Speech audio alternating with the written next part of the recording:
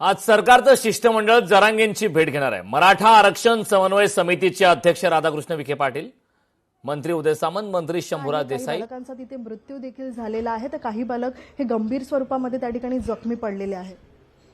अमरावतीमध्ये काल सकाळी म्हणजे पहाटे सकाळी 3:30 वाजता लागलेल्या आगीमध्ये नवजात बालकांच्या कक्षामध्ये ज्या पद्धतीनं 9 पैकी 3 बालकांचा दुर्दैवानं दुर्भाग्यपूर्ण पद्धतीचा मृत्यू झाला। अतिशय गंभीर आणि अतिशय दुर्दैवी गोष्ट आहे। तरी सुद्धा आपल्या कर्मचाऱ्यांनी प्रयत्नांची शिकस्त करून बाकीच्या सर्व नवजात बालकांना वाचवण्यासाठी प्रयत्नांची शर्त केली आणि त्याच्यामध्ये ते यशस्वी ठरले। परंतु तरी सुद्धा या 3 बालकांना आपण वाचवू शकलो नाही, हे खूपच गंभीर आणि दुर्दैवी आहे। व्हेंटिलेटरला आग लागते आणि त्या ठिकाणी आपण पाहिलं तर अनेक नर्सेस असतात, स्टाफ देखील असतं दक्षता विभागामध्ये। त्यामुळे अशा पद्धतीची घटना होणं, काय नेमकं कुठे काही चुकलं होतं का, किंवा मग फायर ऑडिटचा मोठा मुद्दा या ठिकाणी उपस्थित केला जात आहे? याबद्दल सुद्धा थोडीशी टेक्निकल टीमच्या वतीनं त्याच्याबद्दल माहिती घेता येईल। कारण कसं आहे की फायर ऑडिट जर झाला असेल तर अशी घटना व्हायला नको, पण नेमकं ही घटना कशामुळे झाली याच्याबद्दल टेक्निकल टीमचे जे सगळे लोक असतील ते आपल्याला सांगतील आणि त्याच्यानंतर आपण माहिती। आपण सर काही सूचना दिलेल्या आहेत का आपल्या टीमकडनं?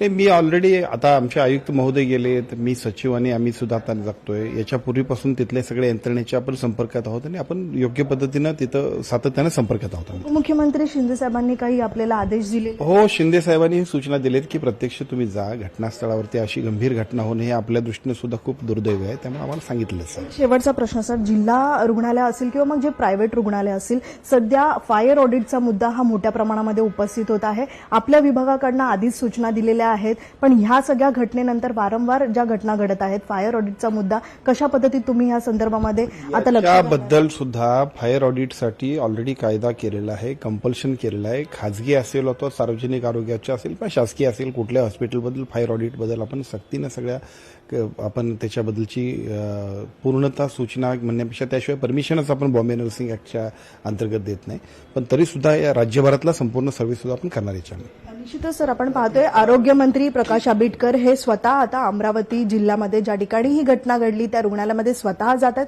आपली संपूर्ण टीम आपल्या सोबत घेऊन प्रकाश आंबेडकर ह्या सगळ्या प्रकरणाची गंभीर जी दखल घेणार आहेत आणि याच अनुषंगाने कारवाईचे देखील आदेश किंवा निर्देश दिले जाणार आहेत। व्हिडिओ जर्नलिस्ट निकेश मोरेचा, मीनाक्षी म्हात्रे, लोकशाही मराठी, मुंबई।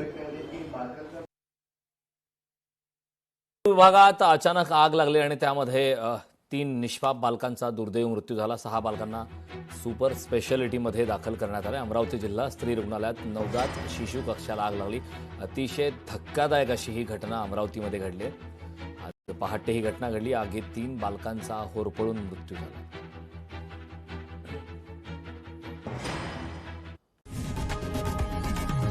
लोकशाही मराठी ऐका, पहा, जागरूक रहा।